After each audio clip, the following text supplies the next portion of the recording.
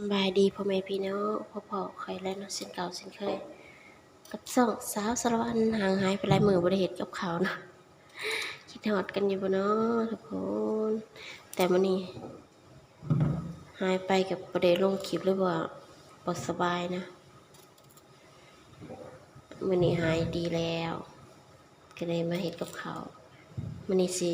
นำเสนอเมนูแกงปลาขอใส่บวบเนาะบวบนี่ทั้งหมดนี่10 บาทได้จังหน่อย2 4 5 หน่วยนะได้5 หน่วย10 บาทเท่านั้นแค่นี้ราคาดีขนาดเราก็สิมาล้างทำความสะอาดแล้วก็หั่นใส่เตรียมไว้แกงนะ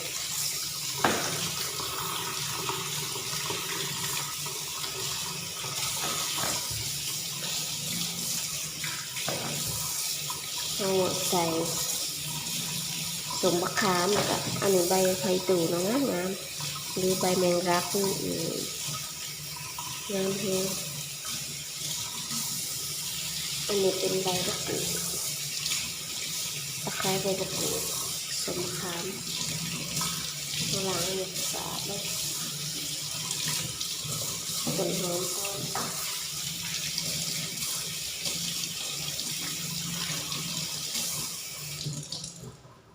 เรียบร้อยประมาณหอมแดงเราสิใส่กับอันตำบักพริกแจ่วกับมัน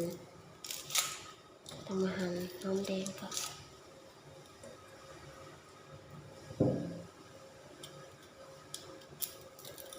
ใส่2 หัวใหญ่ๆเลย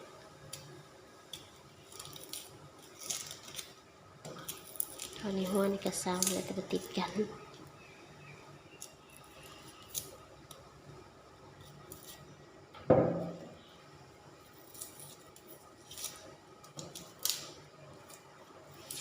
ทุกคนก็รักษาสุขภาพเด้อเวลาป่วยทรมานขนาดหวาดสิหายเนาะเกือบอาทิตย์ช่วงนี้เป็นยังกับเวลาเป็นอะไรก็เป็นนักเลย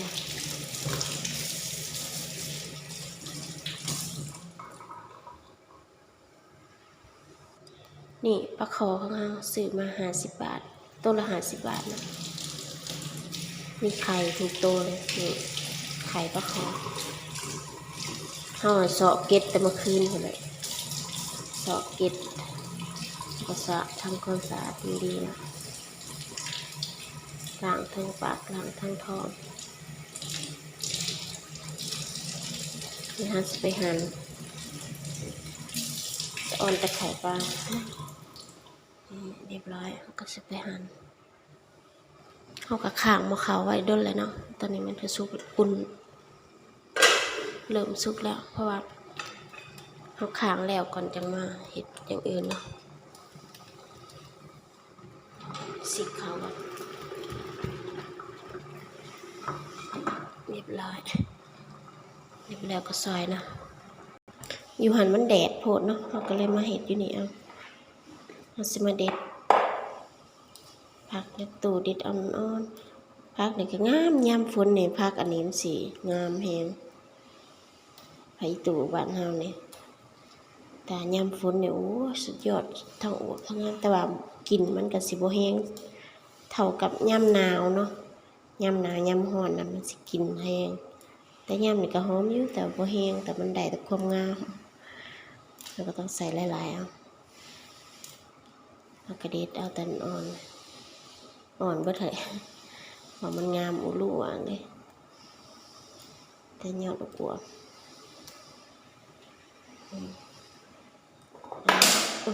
ขออภัยผักหอมผักกระหันต้นหอมบัวเราสิเตรียมเรียบร้อยแล้วค่อยไปแกงนะเพราะว่าปลามันสุกไว้แป๊บเดียวนะเราก็เลยเตรียมแนวที่แบบใส่พร้อมกันเลยหั่นบวบหั่นตามใจหมักหรือหั่นแบบใดก็ได้สิหั่นขวางหั่นยาวหั่นตามสบายเลยนี่หน่วยบักใหญ่ๆคิดว่าสิแก่อ่อนเลยงามขนาด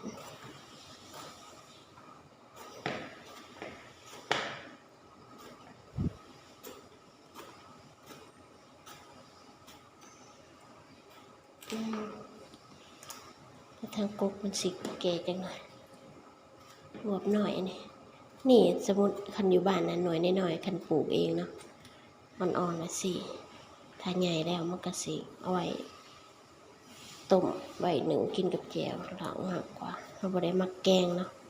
แต่อันนี้ก็ขายแบบทุงรวมกันก็บ่เป็นหยังเนาะ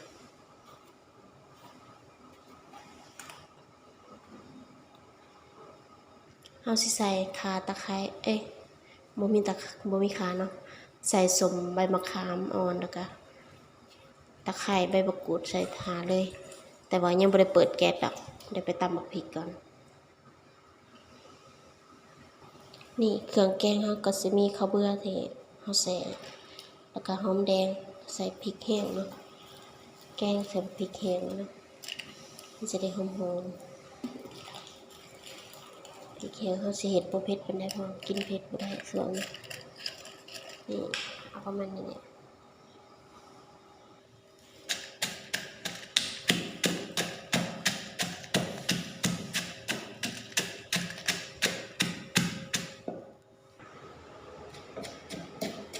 ข้าวเบื่อเฮาตำแหลกแล้วเนาะ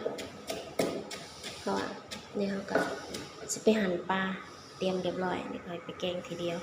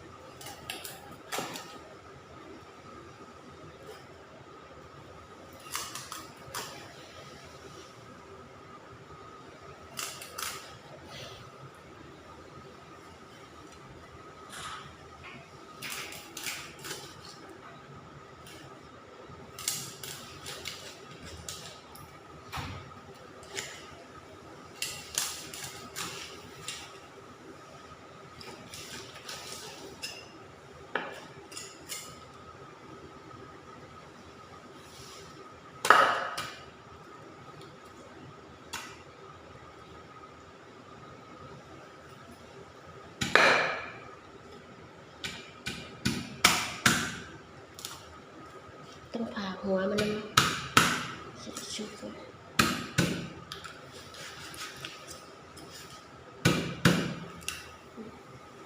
ผ่าได้ซะนี่ปลาหั่นเรียบร้อยเดี๋ยวเราสิไปแกงแบบนี้เราเปิดแก๊สเรียบร้อยนะนี่พริกแกงที่เราไปตำใส่เลยมันละลายก็จะเอาน้ำหลังโขงมาใส่พร้อมตอนเราตำเทน้ำก้นโคกไปเลยช่วงแรกๆต้องคนนะเพราะว่ามันมีข้าวเบื่อถ้าบางคนสติปนหมอเราก็แกงเขืองมันก่อนแล้วค่อยเอาปลาลงทีหลังเนาะถ้าเอาปลาลงก่อนมันสิหมุนมันสิบ่แซ่บมาปรุงกันแบบนี้ใส่รสดีนี่รสดีใส่โต๊ะน้อยหนึ่งน้ำไม่ได้ใส่หลายหรอกต่อไปก็เป็นแป้งนัวใส่หลายเสพหลายใส่ในเสพน้อยได้บ่หมักกับบ่ต้องใส่เนาะอันนี้เป็นน้ำตาลเด้อใส่น้อยเดียวก็พอแค่ตัดหวานซื่อต่อไปก็เป็นน้ำปลาแดกเนาะหลักๆ50ปรุงแต่น้ำปลาแดกนี่แหละใส่ไปทัพพีหนึ่งกับครึ่งหนึ่งพอ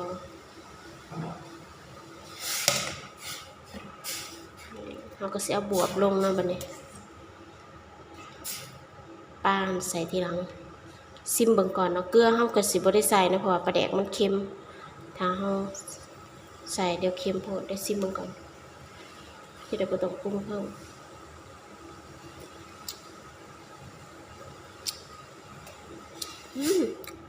พอดีแล้วเราก็สิเอาบวบเอาผักหอมเอาลงเลยเนาะเอาปลาลงก่อนนะแล้วค่อยเอาบวบกบไว้ทั้งเทิงปลาลงข้างหลุมเลยเอาผักที่เหลือลงหมดเลยนะพวกมะกรูดพวกอันนี้ ไข่ตู่เนี่ยใส่เบิดเลย แกงบวบน้ำบะเมนแกงปลา บวบหลายๆ โอ้ยสมัครอันน้ำลายตัวเองนี่เขาก็สิบริคนเนาะเขาก็สิไอแค่เตาะให้มันลงจุ่มน้ำซื่อๆแล้วก็ปิดฟ้าไว้นะรอแต่บวบสุกเพราะว่าเขาคนบ่ได้ เดี๋ยวปลามันสิเปื่อยนะนี่เรียบร้อยแล้วก็สิปิดฟ้าหมูไว้รอแต่ตอนมันสุกเนาะเดี๋ยวมาเบิ่งตอนสุกทีเดียวเรียบร้อยแป๊บถดบัวเลยเนี่ยสุกแล้วเนาะปลาก็สุกแล้วบวบก็สุกแล้วแกงบ่ได้เฮิงเนาะถ้าแกงเฮิงเนาะบวบมันสิเปื่อยก่อนแล้วก็ปิดแก๊สได้เลยปึ๊บนี่หน้าตาก็จะแซ่บเลยตอนประคองไข่พร้อมน่ากินจังเลยมันมีได้ปลาก็ได้เดี๋ยวทุกคนมากินน้ำกันแซ่บ